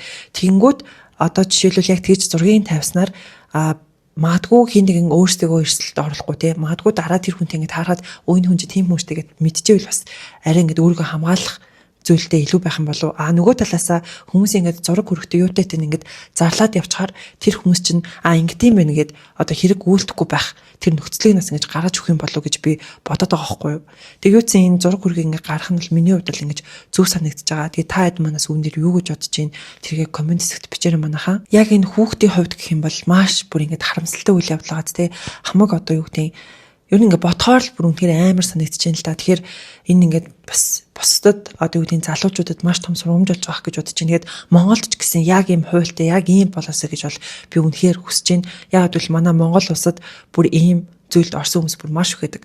Би нөгөө нэг хим блэ тэр чинь. За би Facebook-ын нүцэн санаад оруулчихна. За бас нэг юм жоохон нөлөөлөгч юм нэг эмгтэйгийн юг харж ирсаахгүй постыг харж ирсаахгүй юу. Тэг бас юм контент хийдэг юм шиг байгаа. Тэнгүүтээ тэр нэг юм дээр ингээд бичсэн юм байл л дээ. Над руу ингээд бэлгийн хүчирхийлэлд өртөжсэн хүүхэд эмэгтэйчүүд байх юм бол над руу ингээд мэйл бичиж өгөөч гэдэг бичсэн мэйл та. Тэгсэн чинь бүр бодсноос нь маш их мэйл очсон гэсэн. Бүр яг юм бэлгийн хүчирхийлэлд өртсөн шүү дээ. Тэгээ бодохоор Монголд бол энэ асуудал бол бүр ингээд цах замбраагүй бүр амар гах гэж би хувьдаа бодож байна. Тэгээд үүн дээр бас ингэж арга хэмжээ авч чаддаг болоосоо тий. Яг энэ асуудал ингээд сошиал дээр олон хүмүүсийн анхаарлыг аваад яригадаад эхэлсэн чинь яг иймэрхүү асуудлаар хохирогч болж исэн охтууд одоо ингээд дуурч хэлсэн мөлий. За энэ болохоор яг мэдгүй зүйлээ асуу гэдэг групп дээрх пост ахгүй юу? Яг 20 цагийн өмнө нэг юм нэрээ нууцлсан охин 4-5 жилийн өмнө яг өөрт нь ийм асуудал ингээд тулгарч исэн. Ингээд ажил хийдэг байхад нь ингээд ажлынх нь юу нь бол ингээд уухыг шаардаад гэх юм уу ер нь бол шахаад хаалга үдээ төгчээд тэгээ бүгдээрээ ингээд ууж исэн гэсэн. За тэгээд уусныхаа дараа ингээд буудал ороод одоо юу гэдэг тэр уулт нь үргэлжилсэн гэх юм уу буудал ороод ингээд тэгээ орой унтах гад байж хат нь ажлынхан залуу өөрт нь бэлгийн хүчирхийлэл ингээд үйлчижсэн. Тэгээ тухайн үед ингээд цагдаа энтерт очиж чадаагүй одоо хэрвээ ингээд цагдаад очоод хуулиар ингээд явал яадаг юм болоо гэдэг ийм пост орсон байхгүй юу. Тэгсэн чинь хүмүүс ингээд одоо ч гэсэн ингээд цагдаад ингээд өгөх хэрэгтэй арга хэмжээ авах хэрэгтэй гэдэг хүмүүс байна. Нөгөө талаасаа амрууч ингээд цутгсан юм өөрөө яах гэж уусын гэх мэтчлэн хохирогчийг буруутгаж байгаа хүмүүс байна. Бас яг энэ постыг оруулсан чинь одоо энэ нөгөө нэг сэний хэрэгээг үйлцсэн залуугийн зурган дээр уул ингээд смайл тавьсан баа штэ тий. Тэгсэн чинь зарим хүмүүс яах гэж одоо энэ хүүхдээ ингээд зураг хүрэх тавиад байгаа юм бэ гэд бүр энэ хохирогч руу ингэж дайрч байгаа хүмүүс бүр бэлээ. Тэгээд энэ хүмүүс надад л бүр үнэхээр ингээд хэлэх үг олдохгүй байна. Угаасаа сошиал ингээд айл үржээний ингээд цацагдаад бүүн болцсон байхад одоо ингээд бүр энэ хүүхэд бол бүр ингээд смайл тавьсан байгаа хгүй юу. Тэгсэн чинь ингээд хүүхдийн зураг оруулаа энэ гэдэг. Тэр хүмүүс сонгуул өгдөг гэж боддоо. За үүнээс гадна бас яг хүмүүсийн те хохирогч руу ингэж дайрахаа болооч таны хүүхэд одоо жишээлбэл яг тэр хохирогчнээс бол та яах байсан бэ гэх мэтчлэн ийм давлгаанууд бас маш их явж эхэлсэн байлээ. Яг энэ асуудалтай холбоотой бас одоо ингээд нэг асуудал яригадаад байгаа. За энэ нь болохоор ганц хавлангийн посттой холбогдож гарч ирж байгаа. За яг энэ асуудал ингээд бүүн болоод олон хүмүүсийн хандлтыг аваад гэсэн чинь ганц хавлан нэг пост оруулаад за тэр пост нь ч гэсэн бүр маш олон хүмүүс төрсэн байгаа хгүй. Одоогоор яг 7 цагийн өмнө орсон пост мөртлөө 4.8k реакшныг бол авсан байгаа. За үүн дээрээ болохоор наад Америк нэгдсэн улсад 25 жилийн ял төлөвлөгдөөд байгаа Монгол хүүгийн ноцтой хэрэг чинь манай дуучдын лайвн дундуура маазарч ярьсан хэрэгтэй нэг ижил хэрэг шүү. Нийгмээрээ юун дээр маазарч юутай тасан цогцож орхисноо одоо нэг бодцгоохгүй юу да гэдэг ийм пост байгаа хгүй юу. Тэгэд би бол үнтэй үнэхээр санал нийлж байна. Би бол яг тэр одоо тэр бичлэг байгаа штэ тий. Одоо ингээд ярангуут хүн болгон мэдчих гэж бодож байна. Би бол яг тэрнээс хошоо тэр хоёр хүнд бол яг үндэ тэгэл тэр хоёр хүнд ер нь бол дуртай байха болцсон. Яг энэ талаар бас заяа яг 11 сарын 25-нд нэг пост орсон бийсэн. За энэ нь юу вэ гэхээр тэр одоо нөгөө эмэгтэй дуучнаа штэ тэр дуучнаа нэг юм ярилцлага өгсөн юм шиг байна. За тэр ярилцлаган дээр болохоор одоо ингэж аахгүй тухайн үед бэ хасаа уучлалгүйсэн эргээд бид хоёр маш их нийгмийн дайралтанд өртөж надаас өөр хүн байсан бол амиа хорлох хэмжээний зүйл болсон шүү гэж байгаа байхгүй юу гэд ийм яриа байгаа. Тэгсэн чинь үүнийг нэг хүн ингээд одоо өөрийнхөө одоо фэйсбુક дээр оруулангуудаа тэр олон жилийн дараа өөрийнхөө бурууг ойлгоогүй л гэж бичсэн байгаа байхгүй. Тэгэхээр энэ бичлэг дээр өөрийгөө жоохон өмөрцгээд ярьсан болов уу гэж би бодож байна. Тэгэд би болохоор энэ ярилцлагыг үзмээргүй байна, үзьеч гэж бодохгүй байна, үзхийгч яг өндө хүсэхгүй байна. За ийм одоо байр суурьтай байна. Тэгээд Монгол бол яалтчгүй те иймэрхүү хэрэгүүд тэгэл одоо юу гэмдэ иймэрхүү хэрэгүүд ч гэж те яг энэ хоёрын хийсэн тэр үйлдэл бол айгуу тийм буруулта те тэр хэдүүлээ ийм хүмүүсээ ингээ бас болмоор байна. Гэтэ миний ингээ бодож байгаагаар штэ те Монголд сайхан цаг ирнэ. Гэхдээ тэр нь одоо яг миний үеийн манай үеийн хөгшөрхөр одоо манай хүүхдүүд том болох гэж би бодоод байгаа байхгүй. Яг нэг юм одоо юу гэдэг те ийм үнэн мөний төлөө яг тэр гой цаг үе яг тэр ирээдүйд ирэх үед ирнэ. Гэтэ яг одоогоор бол арай боломжгүй бах. Бүр нэлээд олон жил хэрэгтэй байх гэж би бол бодож байна. Дараагийн ярих зүйл маань яг саяны сэдвээс улбаалаад 16 настай охины хэргийн талаар байгаа. За үүн дээр болохоор яг саяхан буюу 11 сарын 20-нд яг одоо өөрийгөө хохирогч гэдэг байгаа хүмүүсийн юугаар харж байгаагаар болохоор яаж ч утсан хохирогч бишээ гэж яригадаад байгаа ган эрдний ээж ICC-ийн мэнээр ярилцлага өгсөн байгаа хгүй юу. За тэр нэг юм 30-аад минутын урттай. За тэнгуүдээ яг тухайн үед юу болсон юм бэ гэдэг болсон процессыг ярьсан нэг тийм ярилцлага бас өгсөн байлээ. За үүн дээр болохоор хүн яг нөгөө UB Cap-д явдаг байсан. Тэгээд одоо яг тэр хэргийг үйлдсэн даваг дорчиг бол ингээд UB Cap-д ингээд суугаад таньдаг болсон. За тэгэхдээ хамгийн хол даваг дорч ингээд яг нэг өдөр ган эрднийг буюу яг ингээ UB cab дуудаад нэг бүтэн өдөр ингээд бүр хотын төвөр ингээд ийш баахан явсан гэж аахгүй. Тэгэд хамгийн сүүлийн зогсоол нь I loved гэд нөгөө баарн дээр буугаад тэнгуүдээ би удахгүй ингээд Япон явах гэж байгаа. Япон явахаас өмнө бас ингээд нэг найзуудтайгаа гарч орох юм аа. Тэгтээ ингээд чамаарс ингээд хургуулъя гэд хоорондоос ингээд контактуудаа солилцоод ингээд салсан юм байна. Тэгээд тэрнээс хойш нэг удааг маргааш нь билүү яг нөгөөдөр нь дахиад яг хэнийг гар ирснийг дууцсан гэж аахгүй. Би ингээд Япон явах гээд одоо ингээд найзуудтайгаа байна. Тэгээд чи боломжтой бол ингээд хүрээд ирээч гэдэг яг бүр 11 цаг өнгөрч явахд дууцсан гэсэн. Тэгээд ган эрт ноцсон чинь одоо яг тэр даваг дойрч гэртээ 4 эмэгтэйтэй байцсан гэж аахгүй. Тэгээд яг тэр 4 эмэгтэйгийн 2 нь бол харваас нас бие түрээгүй 15 16 нас орчмын юм настай юм охтууд байсан гэдгсэн. Тэгэд эхлээд ерөөсөө юм хэрүүл урал янз бүрийн юм ингээ болоогүй байжгаад тэгээд яг бүгд нэг алкогоолс ингээ хэрглэжсэн байна л да. Тэгсэн чинь яг тэр 4 эмэгтэйгийнх нь нэг нь бол яваад өгсөн гэж аахгүй. Үлдсэн 3 эмэгтэй нь болохоор манай хохирогч охин номын эрдэнэ. Тэгээд бас нэг 15 16 насны нэг охин байсан гэдсэн. Энэ 3 охин байсан гинэ. За тэгээд эрэгтэйгээс мэдээж хэрэг даваг дойж ган эрдэнэ 2 байсан гэсэн. За тэгээд яг ган эрдэнэ чинь ингээд үний охтууд ингээд жоохон согтцсон. Тэгээд орой болцсон. Яаж ингээд харих вэ гэд найзаагаа ингээд одоо хургуулах гэдэг гэх юм уу бас нэг найзаагаа дуудаад тэгээд тэр найз нь ингээд гадаа нэрсэн чинь нөгөө нэг жоох охин гэдсэн нөгөө охин нь ингээд явах гээд хувц хондроо ингээд өмсөн гэж аахгүй. Тэгэл яг тэр охины ар гэрлүүн залгаад одоо ингээд хүргээд өгөө та ингээд гараад ирч авч чадах уу гэд хичтэй нэраад за тэгээд эцсэн чи яг хохирогч охин маань ч гэсэн харин ингээд явна гэд хэлчихсэн гинэ. Тэгэд ган эрдэнэ чинь нүцэн нөгөө охинтойгоо л төрүүлээд гарсан юм шиг байгаа ээж охин нэранаас. За тэгээд гадаа хүлээгээдсэн чинь хохирогч охин маань гарч ирэхгүй. Тэгээд гарч ирэхгүй болоод харин яагаад гарч ирэхгүй байна гэд ган эрдэнэ буцаж ороод тэгээд буцаад орсон чинь номын эрдэнэ том өрөөнд нь харин даваг дорж болоо хохирогч охин 2 маань галтгоонд нь бисэн гинэ. Тэгээд галтгооныхаа хаалгыг хаацсан. Тэгээд номын эрдэнэ энэ 2 ингээд хэрэлдээд байна бүр алан тална гээд байна гэдгсэн гинэ. Тэгээд юу болоод байна яагаад байна ийгээд байна гэл нөгөөд чинь галтгоон руу н ороод тэгсэн чинь яг хин ган эрдэнэ болохоор хохирогч охиныг тэр даваг доржийн найз охин гэж тэр хэд танилцуулсан гэж аахгүй. Тэгэд энэ 2 чинь үерхдэг гэдтэй яагаад ингээд алан тална гээд байгаа юм бэ гэд нэг юм борцоос ингээд өрнөд тэгсэн чинь даваг дорж гарч ирээд хойлоо тамхилаадах яг гэд хэнийг ган эрдэнэ 0 руу авч ороод энэ 2 тамхилсан гинэ. Тэгээд хэсэг бүр ингээд яг манарсан гэж аахгүй. Бүр ингээд толгойн нэргээд бүр ингээд яг хэсэг манарах процесс болсон гэж ээж нь ярьж илээ. Тэгээд тамхилаад гарч ирээд байжсэн чинь хин хохирогч охин давг дорж 2 бас л ингээд мараад хэрлээцэн гинэ. Тэгээд давг дорж бүр ингээд алгадаад бүр ингээд буудан руу унаасан гэж аахгүй. Тэгээд яг тэгэл нөгөө хохирогч охин руу ингээд дайраал тэнгүүдээ энийг ингээд алан тална гэд хэлсэн. Тэгээд ган эрдэнэ салах гад ингээд очсон ч гэсэн ган эрдэнэ ингээд түлхээд унагаачаад идсэн гинэ.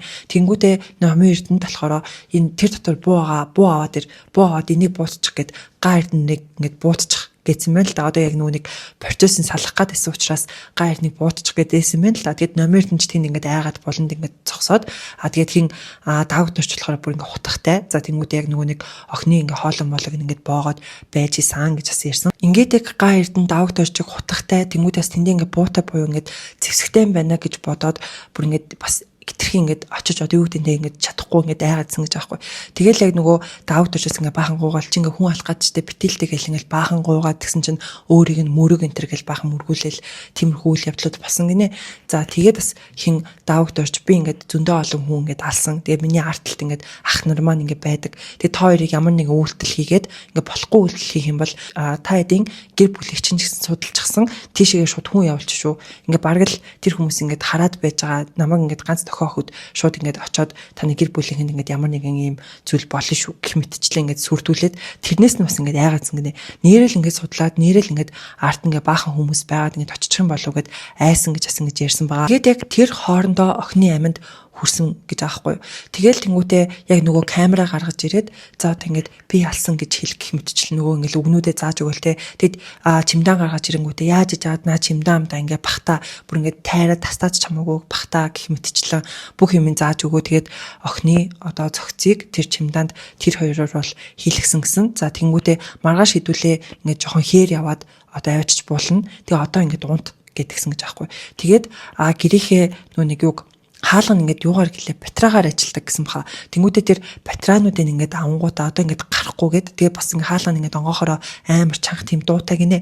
Тэгээ тэрэн дээрээ ингээд тавиад тэгэд ган эрднийг энэ дуунт гээд буудан дээр ингээд нүмерх мөгөнгүүтэй өөрөө номын эрдэнтэй бас ингээд нөгөөрөө дуунтна гэдэг ингээд аваад орсон гэж аахгүй. Тэгээд унтах гэж нөгөө рүү орохдоо хүртэл яг тэр хоёрын уцыг ингээд хураагаад авцсан байсан гэж бол ээж нь хэлсэн.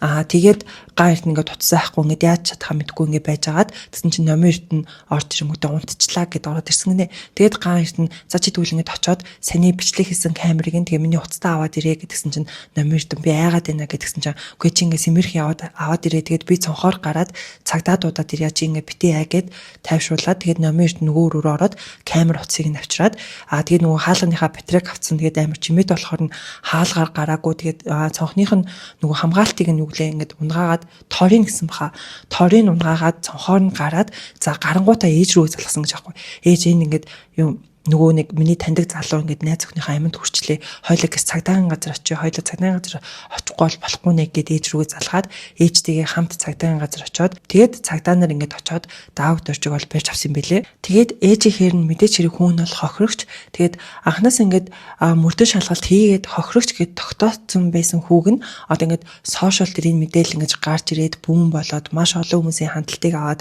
за тэнгуүдээ 3 удаагийн дараалсан одоо тэр пост зургаар одоо ингээд нэг өдрийн дотор хүүгэн шууд ядлагтагчаар ингэж татсан бол үнэхээр ингэж харамсаж байна гэж ээж нь бол хэлсэн. Уг нь бол ингээд үнэхээр ингэж ядлагтагч уу гэдгийг одоо нотлохын тулд дахиад мөрдөн одоо шалгалт мөрдөн байцаалт хийх хэрэгтэй啫. Тэгсэн чинь ерөөсөө тийм юм байхгүйгээр шууд ингэж ядлагтагч болгож ингэж шууд татцсан гэдэг чинь хэлж байгаа байхгүй. Тэгээд ингэж амиа хорлох уу эсвэл ингэж хин нэгний халдлага нь ингэж өртөхүй гэдэг байдлаас ингэж шалтгаалаад ингэж хойшчихсон. Тэгээд саарл 20 гэснээр тэр хугацааг нь дахиад ингэж сунгасан ингээд үнэхээр юм харамсмаар байна гэж ингээд ярьсан байгаа. Тэгэд тэрээр бичлэгнийхаа төгсгөлд хүмүүс ингээд манайх мөнгөтэй айл гэж яриад байна. Тэгээ дээгүүр ингээд мөнгөтэй болохоор ингээд дээгүүр зохицуулаад байна гэж яриад байна. Тим юм бол байхгүй. Манайх яг л бусад айлуудын адил тэгээ ингээд сарын цалингаар амьдардаг, цалингаас цалингийн хооронд л амьдардаг ийм айл байгаа гэд. За тэгээд яг эцэст нь хүүгийнхаа талаар яриад манай хүү бол ийм одоо муу хүүхэд бол биш ээ. Тэгээд ажлынхаа хажуугаар бас ингээд давхар орлого олох гээд UB Cap явдаг гэж жагаад ингээд тэр дээтэй ингээд танилцсан байдгаа гэд хүүгийнхаа талаар яриад энэ бичлэг нь бол дуустдаг байгаа. Би тэгээд яг энэ бичлэгийн цацагдсны дараа хүмүүс бас ингээд яг энэ хэдийн талд илүү байх юм болов уу гэд яалтчгүй ингээд одоо юу гэдэг яалтчгүй нөхцөл байдалд орсон байна гэж харах юм болов гэсэн чинь хүмүүс бүр илүү одоо энэ бичлэгнээс нь олж уурлаж бухимдаж бол хэлсэн. За яг яагаад гэдгсэн чинь одоо ингээд яг биеийн хувьд ингээд харахад те бараг даавторчс илүү ган эрт ингээд том биетэй байсан мэт те. Тэгэхэд ингээд одоо юу гэдэг тэр охиныг одоо яг амин ингээд хороох тэр мөчөд те ингээд түлхүүлээд босч чадахгүй байсан ингээд очиж чадаагүй гэдэг чинь юу гэсэн үг юм гэх мэтчлэн. За тэнгуүдээ насанд хүрээгүй хүүхдүүд ингээд уусан гэж яриад байна. Охиныг баг ингээд харлуулах гээд байгаа юм биш үү? Тэр одоо хөөх охин руу бүр ингээд дайраад байгаа юм биш үү гэд хүмүүс бүр илүү дургуутсаж бүр илүү уурлаж бухимдаж байгаа нь бол харагдсан. Ган эрдний ээжийнх нь энэ ярилцлага цацагдсны дараа 11 сарын 20-нд хохирогч охины ээж өөрийнхөө Facebook дээр нэгэн постыг оруулсан байдаг. За үүнд нь болохоор ICCC Image сайтад цагдаа захиалгаар урьдчилсан мэдээлэл гаргаж байгаад хүнийг шалгадаг. Боломжтой байгаарэ гэд олон хүн надад сануулж байна. Гэхдээ ган эрдний ээж мөрдөн байцаа халбаны нууц үйл явцыг ил ярьж байна. Артай хуулийн хамгаалалтай гэдэг нь батлагдаж байна. Их зөрөгтэй ч юм. Харамслалын хүүгээ гимгүү бурхан болох гэж их ядаж байгааг харлаа. Хүний ээжэд алуурчинч гэсэн нэлэх өрн байдаг гэдгийг би ойлгоно. Гэтэ таны хүү цэг та энэ 3 цэгийг та сайн бод. Би хэрэг яриаггүй ерөн шулуухан хэлэхэд эхлэл нь таны хүү болох ган эрдэнд байсан шүү. Та энэ 3 цэг болгоны ард цэг сайн бодоорой. Миний охины тэргүүн дээр гიშгээд иш цэг хаяхыг та заасан уу? Маш их юм биш үү? Цэг. Хэрэг богцсон гэдгийг өчигдөр надад хэлсэн. Залхуулаад ICCC имэн сайт дээр та ярилцлага өгч байна. Та бусад шудрах хэвлэлийн байгууллагад ярилцлага өгөхгүй яасан юм бэ? Миний гаргах баримтыг та харуул хүүгээсээ иччих магад. Харин ч та намайг зоригжууллаа гэд энэ постыг оруулаад мэдээж хэрэг энэ бас маш олон хүмүүст ингээд хүрсэн байгаа. За тэгээд яг тус одоо хэрэгтэй гэх юм уу охины нөгөө нэг Facebook групп байгаа гэд ярьчихсан шүү дээ. Тэр групп ч гэсэн одоо ингээд хүмүүст маш их яригадаад тэр групп доторх постууд нь ингээд хандлтуудыг аваад эхэлсэн байхгүй юу. Тэгээд яалтчгүй ингээд нэг одоо охины л юм шиг байгаа. Энэ постууд бол миний одоо зүрх сэтгэлийг бол үнэхээр өвдөж байгаа. Тэр нь болохоор яг талигач охины ингээд найз нь л юм бэлээ л дээ. Тэгэл найз нь чамайг үнэхээр их санаж ийн гэл тэр охин бол ингээд маш итгэвтэйгээр үнэхээр ингээд чин сэтгэлээсээ те найзтай зориулж юм пост бичдэг нь бол ингэж харагддаг. Одоо хэдүүлээ хамгийн сүүлийнхаа яриа руу орж ийн. За энэ сэдвэнд бас үнэхээр сэтгэл өвдөм тийм нэгэн бичлэг бол ингээд сошиал дээр тарсан байгаа. За энэ бичлэгийг newsroom гэдэг пэйж дээр 2 хоногийн өмнө орчим ингээд орсон байхгүй юу. Бас мэдээч хэрэг маш олон хүмүүсийн хандлтыг авсан. За энэ бичлэг дээр юу гардаг вэ гэхэлэр Симут буюу сэтгцийн эрүүл мэндийн үндэсний төвийн одоо энэ камерны бичлэг бол задарсан. За энэ камерны бичлэг дээр юу гардаг вэ гэхэлэр одоо энэ нэг юм харгалзагч нар гэх юм уу те яг эмч бол биш юм шиг байхгүй. Бүгд нэг юм цэрэг мэргийн хувцастай заяа. Тийм хүмүүс одоо яг тэр өвчтнүүдээ ингээд зоддог, цогтөг бичлэг нь задарсан байгаа. Бүр ингээд зарим нь ингээд зүгээр ингээд унтах гад ингээд зүгээр ингээд унтчихгоот шууд ингээд алгадаж сэрэж мэрэгдэг. За тэгээд зүгээр алгадах яахан зүгээр ингээд энгийн үзэгдэл. Тэгээд яг нөгөө хүмүүс нь бүр ингээд тэр хэдийг харахаар бүр ингээд айгаад байдаг ингээд харагддаг. Би л яг энэ бичлэг үзээд миний лав бүр ингээд өөр ингээд үнэхээр өвцөн. Бүр ингээд мэдгүй би яг тиймд бүр үнэхээр бүр ингээд ясмахны үнэхээр дургу заяа. Айл хүчтэй хүчгүүдээ ингээд хүчирхийлэл үлдэх гэх юм уу? Одоо ингээд зодох, цохих одоо юу гэдэг тиймд би бүр үнэхээр ясмахны дургу ялангуяа гэр бүлийн хүчирхийлэл за тэнгуүтэй нэг юм дорой хүнийхтэй өөрөөс ингээд дор хүнийг ингээд нэг цохих зодох юм бид ч тэ яа бүр үнэхээр ингээд яг тийм харахаар миний бүр дургуур өгдөг байхгүй. Тэгээд яг энэ бичлэг дээр бол тэр хүмүүс нь бүр ингээд нэр үнэхээр ингээд айгаад байгаа байхгүй бүр хаашаа одоо тэр хүмүүс мэдгүй тэр хүмүүс ингээд зогчихдоо тэр хүмүүсээ юу бодд юм бол эсвэл ингээд тийм дэмжлүүлж байгаа гэдэгтээ одоо юу гэдэг энэ хүнд хэлэх биш гэж бодд юм болов энэ яаж чадахгүй юм чинь гэж бодд юм болов мэдгүй би бол ойлгохгүй. Тэгээд энэ дээр бүр хүмүүс дугаараасаа гэж бодож чинь. Тэгээд тэр комментуудыг ингээд уншингууд Симут угаасаа л ийм байсан гэдэг комментууд бүр ингээд маш их за. Бүр угаасаа л бараг 2005 оноос хойш 15 оноос хойш угаасаа ийм байгаа гэдэг аахгүй юу. Тэгээд хүмүүс ийм газар байхад хүн яаж идэгрэх юм бэ гэдэг аахгүй. Би бол үнэндээ түүнтэй ингээд санал нийлж байна.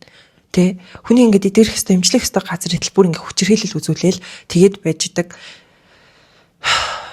Тэгээд ингээд хаалганы цаана, хөшөөний цаана бүр ингээд юу байвал юу л байж болохоор байгааз бүр энэ сошиал дээр гарч байгаа мэдээлүүд бүр ямар амар юм бэ. Гэтэ ингэж гарч байгаа нь амар зүг гэж бодож байна. Яагаад бол хүмүүс үүнийг мэдэх хэвээр, хүмүүс дуурах хэвээр баггүй юу миний бодлоор. Тэгээд та хэд маань үүн дээр бас юу гэж бодож байна. Тэгээд би энэ бичлэгийг яг оруулах үгүйгээ мэдэхгүй байна. Одоо яг тэр хэдийн бичлэгийг тэгээд маадгүй бас оруулж хэл гэж бодож байна л да. Тэгээд анхнаасаа нүг анхааруулга хилээд яц юм чаа. Хилцэн юм чинь юуцэн оруулчи тэгээд бас үнэхээр өрөвдөлтэй л харагдчихсэн. Бүх зүйлийг эцэстээд бүр ингээд базаад хэлэхдтэй тэр ажиллаа хийх ёстой хүмүүс нь ажиллаа хийгээсэ. Төрт ажиллаж байгаа хүмүүс ажиллаа хийгээсэ гэж би бодож байна. Одоо энэ Симутийн энэ байдал ч гэсэн чинь ингээд улсын байгууллага шүү дээ. Тэгэл яг тэр эрүүл мэндийн яам аамн зүгээр ажиллаа хийгээсэ те. Ер нь ингээд бүгд тэр ажиллаа хийгээсэ энэ хууль цагдаагийнхан ч гэсэн ажиллаа хийгээсэ энэ нийгэмдэр бүр юу болоод байгаа юм бэ те ирээдүйд баг ингээд үр хөвгтдээ санаа зовхгүй аргагүй байгаа хгүй юу энэ байдлаараа бүр ирээдүйд юу болох юм бэ бүр надад л тгий санагч чинь тэгээ таад маань юу гэж бодож байна гэдэг комент бичээрэй манайхан тэгэд өнөөдөр бол бүр үнэхээр ийм хүнд сэдвүүдийг ярьж өглөө яалцчгүй Монголын нийгэм Монголын сошиал дээр энэ болгон гарч ирээд энэ бүгдээрээ яригадаад байгаа учраас та нартаа бас ярьж өглөө за тэгээд энэ хүртэл үзсэн та нартаа баярлалаа тэгээд та нарт маань одоо таалагдсан бол хайшин тий за юу зэний хүртэл үзсэн бол лайка дараарай тэгээд subscribe дараагүй байгаа бол subscribe дараарай тэгээд энэ хоёр талдаа Facebook Instagram оруулъя та хэд маань орж дагаарай дараагийн бичлэгээр уулзцай манайхан баяртай